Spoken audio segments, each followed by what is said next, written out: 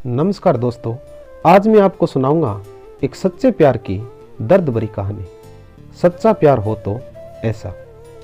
आदित्य और प्रिया एक दूसरे से बेहद प्यार करते थे। वो दोनों एक ही कॉलेज में एक साथ ही पढ़ाई कर रहे थे और दोनों का अब कॉलेज में एक साथ पढ़ाई का आखिरी ही साल बचा हुआ था। एक दिन प्रिया और आदित्य एक पार्क में घूमने के लिए गए। तब प्रिया ने आदित्य से पूछा कि आदित्य, तुम मुझसे कितना प्यार करते हो और तुम मुझसे शादी करोगे या बस यूं ही प्यार करके छोड़ दोगे। तभी आदित्य ने प्रिया से कहा कि प्रिया, आज तुम मुझसे ये कैसा सवाल पूछ रही हो।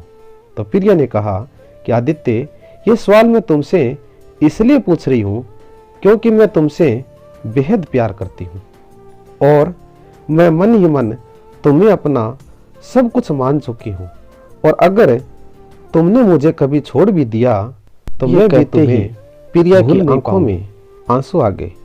तो प्रिया को इस तरह रोते देख आदित्य ने सबसे पहले उसके आंसू पोंछे और फिर प्रिया को अपनी बाहों में ले लिया और फिर उसने उससे ये कहा कि पगली, मैं तुम्हें छोड़ने के लिए थोड़ी प्यार किया है।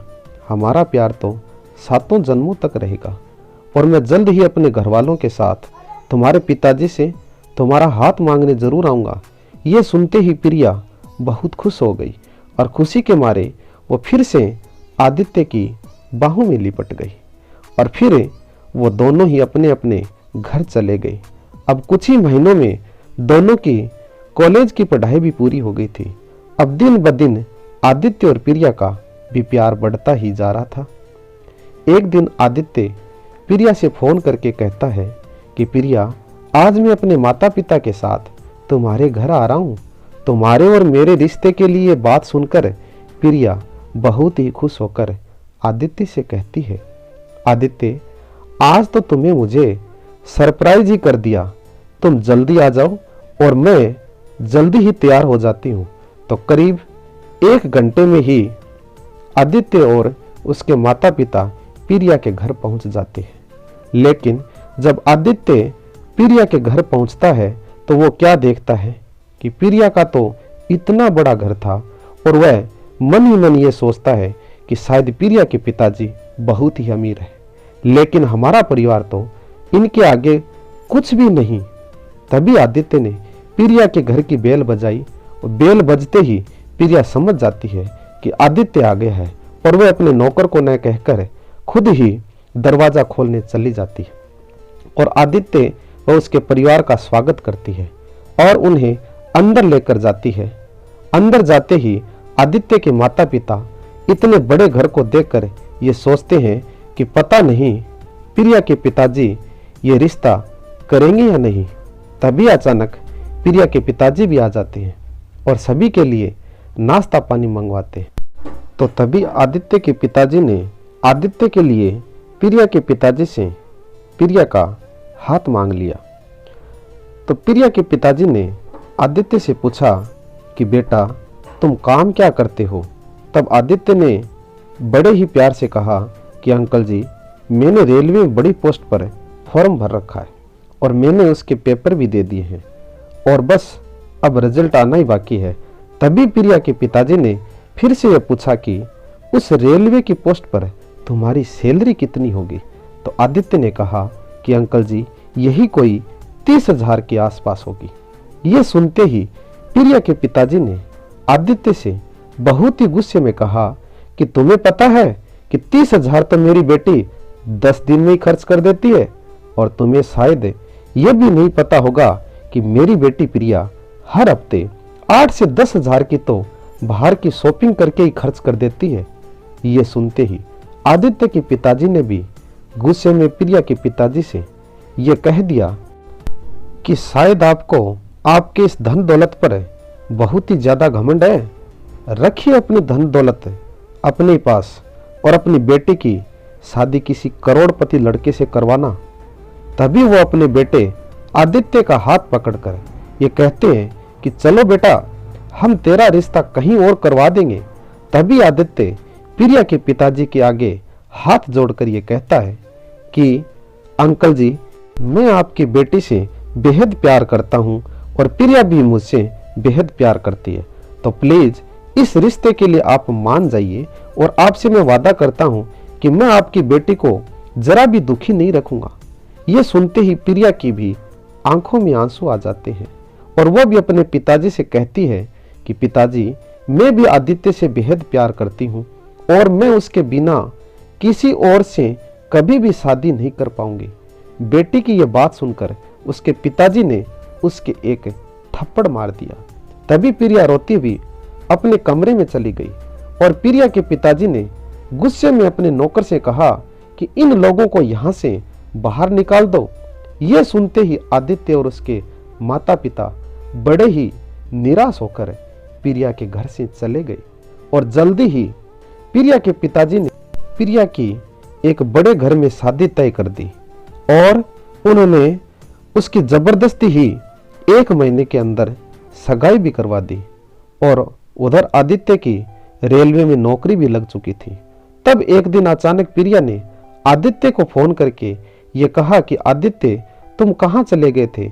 मैंने कितनी बार तुम्हारा नंबर मिलाया लेकिन तुम्हारा नंबर बंद जा रहा था और मैंने अपनी सहेली को भी कितनी बार तुम्हारे घर पर भेजा था मगर तुम्हारे घर तो ताला लगा हुआ था। फिर मुझे तुम्हारा एक दोस्त मिला तो मैंने उससे तुम्हारा नंबर लेकर तुम्हें फोन किया है। मेरे पिताजी ने मेरी सगाई जबरदस्ती ही किसी और से करवा दी लेकिन मैं तुम्हारे बिना नहीं रह सकती। तुम जल्दी यहाँ आ जाओ आदित्य, वरना मैं अपनी जान दे दूंगी। तब आदित्य ने कहा कि प्रिया, मैं भी तुमसे बेहद प्यार करता हूँ लेकिन प्लीज तुम ऐसा कोई भी कदम मत उठाना की वजह से तुम्हारे घर वालों को शर्मिंदा होना पड़े। और प्रिया, अगर हमारा प्यार सच्चा होगा तो हमने मिलने से कोई भी नहीं रोक सकता।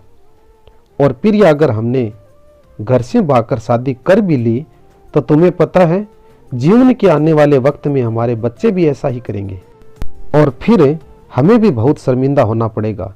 इसलिए प्रिया, हमें हमारे प्यार पर पूरा विश्वास रखना चाहिए और उस भगवान पर भी जिसने हम दोनों को सच्चा प्यार करवाया। अब बस तुम वैसा ही करो जैसा तुम्हारे घर वाले तुमसे कह रहे हैं। ये बात कहते ही आदित्य की आंखों में आंसू आ रहे थे लेकिन उसने अपना सारा दर्द छुपाते हुए प्रिया को गलत कदम उठाने से बचा लिया।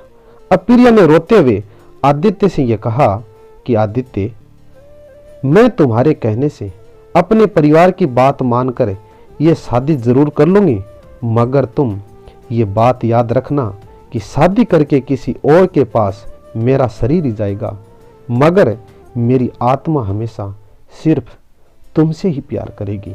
ये कहकर प्रिया रोते हुए फोन को काट देती है। उधर आदित्य भी बहुत रोता हुआ जमीन पर बैठ जाता है। अब प्रिया की शादी का दिन भी आ गया और अब तो उसके चौखट पर बारात भी आ गई थी। तभी अचानक जैसे ही प्रिया दुल्हन के जोड़े में सीढ़ियों से नीचे उतर रही थी वैसे ही उसे बड़ी ही तेजी से चक्कर आ गई और वो चक्कर खाकर सीढ़ियों से नीचे की तरफ गिरती हुई चली गई और नीचे गिरकर वो बेहोश हो गई और प्रिया के सिर और पैर में बहुत ज्यादा चोट लग गई थी और शायद उसके पैर की हड्डी भी टूट गई थी। तभी प्रिया के पिताजी ने फटाफट एक एम्बुलेंस बुलवाई और जल्दी से वो उसे हॉस्पिटल लेकर गए। और तभी आदित्य के एक दोस्त ने आदित्य को भी फोन करके हॉस्पिटल ही बुला लिया। आदित्य को हॉस्पिटल में देखकर प्रिया के पिताजी उस पर बहुत गुस्सा होते हैं मगर वहां उनके सभी रिश्तेदार होने के कारण वो उसे कुछ भी नहीं कह पाते। तभी डॉक्टर प्रिया का इलाज करके बाहर आते हैं। तभी प्रिया के पिताजी ने डॉक्टर से पूछा कि डॉक्टर, क्या अब मेरी बेटी ठीक है? तब डॉक्टर कहता है कि उसके पैर की हड्डी कुछ ज्यादा ही टूट गई, इसलिए हमने उसका छोटा सा ऑपरेशन कर दिया है और वहां अब शायद उसका पैर हल्का सा टेढ़ा भी रहेगा। ये कहकर डॉक्टर वहां से चला जाता है। तब प्रिया के पैर के बारे में सुनकर प्रिया के होने वाले ससुर ने उसी वक्त प्रिया से अपने बेटे की शादी के लिए बिल्कुल ही मना कर दिया। तभी प्रिया के पिताजी उसके आगे हाथ जोड़कर कहते हैं कि समधी जी, आप इस शादी के लिए कैसे मना कर सकते हैं? हमारी सारी तैयारियां हो चुकी है। आप ऐन वक्त पर इस शादी के लिए मना कर रहे हो। कृपया समधी जी हमारी इज्जत को समझिए और इस शादी के लिए मना मत करिए। आप चाहे तो मुझसे 10 से 15 लाख रुपए ले लीजिए, मगर मेरी बेटी को अपना लीजिए और मैं कुछ भी करके अपनी प्रिया का पैर बिल्कुल ठीक करवा दूंगा। तभी दुल्हे का बाप प्रिया के पिताजी का हाथ हटाते हुए गुस्से में कहता है कि आप, तुम्हारी औकात ही क्या है? मेरे सामने तुम्हारे बेटे को क्या 10 से 15 लाख रुपए में खरीदना चाहते हो? तुम्हें पता भी है 10 से 15 लाख तो मेरा बेटा यूं ही खर्च कर देता है, और तुम्हारी बेटी के साथ अपने बेटे की शादी में इसलिए कर रहा था क्योंकि तुम्हारी बेटी बहुत ही सुंदर थी, मगर अब तो उसका पैर ही टूट गया है और हमारे यहाँ इसे अपशगुन कहते हैं। इसलिए मैं अभी के अभी तुम्हारी बेटी के साथ अपने बेटे का रिश्ता पूरी तरह तोड़ता हूँ। यह कहकर वो अपने बेटे और पूरी बारात को वापस लेकर चला जाता है और इस बात से दुखी होकर प्रिया के पिताजी हॉस्पिटल में ही बहुत रोने लग जाते हैं और उन्हें वो सारी बात याद आ जाती है जो उन्होंने आदित्य के पिताजी से कही थी और उनकी बहुत बेइज्जती भी की थी। उसी तरह आज उनकी भी बेइज्जती ही हो गई और पैसा भी धरा का धरा ही रह गया। ये बात सोचकर प्रिया के पिताजी बहुत दुखी हो रहे थे। अंदर से एक नर्स प्रिया को व्हील चेयर पर बाहर लेकर आई और प्रिया भी बहुत ही रोने लगी। तभी प्रिया के पिताजी ने रोते हुए प्रिया से कहा कि बेटी, अभी अभी तेरे होने वाले ससुर ने ये रिश्ता तोड़ दिया है। वो दूल्हे और बारात को भी वापस ले गए। तभी प्रिया अपने पिताजी का हौसला बढ़ाते हुए कहती है कि पिताजी, जो होता है अच्छे के लिए ही होता है और आपकी बेटी का दूल्हा और बारात आपके बिल्कुल सामने ही खड़े हैं।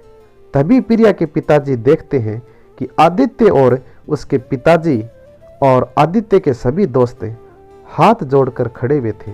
तभी प्रिया अपने पिताजी से कहती है कि पिताजी, फैसला आपके हाथों में है कि आपको अपने धन दौलत के बराबरी वाला लड़का चाहिए या आपकी इज्जत करने वाला और मुझसे सच्चा प्यार करने वाला। ये सुनते ही प्रिया के पिताजी आदित्य के पिताजी के पास जाकर हाथ जोड़कर माफी मांगते हैं और कहते हैं कि उस दिन मैंने आपकी इतनी ज्यादा बेइज्जती की थी, उसके लिए मैं आपसे माफी मांगता हूँ। कृपया मुझे माफ कर दीजिए। उस वक्त मैं अपनी धन दौलत में अंधा हो चुका था। तभी आदित्य के पिताजी ये कहते हैं कि आप ये माफी वाफी छोड़िए और आदित्य और प्रिया की शादी की तैयारियां कीजिए। सभी लोग शादी में पहुंच जाते हैं। प्रिया के पिताजी भी बहुत ही खुशी हो जाते हैं, लेकिन प्रिया के तो पैर में चोट लगी हुई थी, तो शादी में फेरे कैसे हो पाते। तभी आदित्य ने प्रिया को अपनी गोद में उठा लिया और गोद में उठाकर आदित्य ने सारी रस्में पूरी कर दी और आदित्य ने प्रिया से कहा कि मैंने कहा था न प्रिया, अगर हमारा प्यार सच्चा होगा तो वो जरूर मिलेगा। ये सुनते ही प्रिया बहुत ही खुश हो जाती है और आदित्य की गोद में बैठे बैठे ही उसकी बाहों में लिपट जाती है और मिल जाता है आदित्य और प्रिया का सच्चा प्यार। तो दोस्तों, इस कहानी में प्रिया के पिताजी को भी सबक मिल गया और आदित्य व प्रिया का भी प्यार मिल गया। धन्यवाद।